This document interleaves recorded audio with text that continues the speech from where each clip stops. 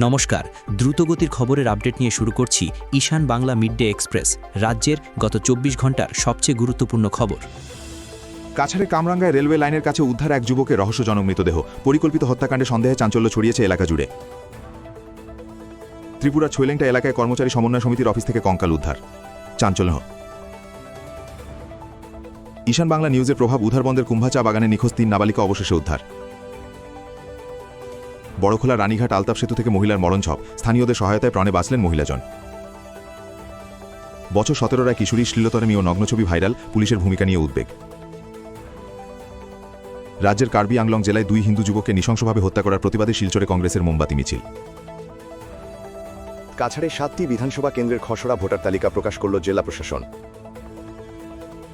হাইলাকান্দি শাহাবাদ বোয়ালিপাড় এলাকায় সড়ক দুর্ঘটনা, গুরুতর আহত ২। দীপুচন্দ্র দাস হত্যাকাণ্ডের প্রতিবাদে হাইলাকান্দির মোনাছনায় সনাতনী ঐক্যমঞ্চের বিক্ষোভ প্রদর্শন। ধলাই সমজেলায় ভূ মাফিয়াদের দৌড়াতে অতিষ্ঠ জনগণ, ধ্বংস হচ্ছে গ্রামীণ সড়ক, সংকটে স্কুল পড়ুয়ারা। বাংলাদেশি গো ব্যাক স্লোগানে উত্তেজনা, বোধজং নগরে আটকে দেওয়া হল বাংলাদেশ হয়ে আসা গ্যাস ট্যাঙ্কার। বাংলাদেশে দীপুচন্দ্র দাস হত্যাকাণ্ডের প্রতিবাদে মোমবাতি মিছিল বের করার পাশাপাশি বড়খলায় দাহ করা হল মোহাম্মদ ইউনুসের কুশপুত্তলিকা।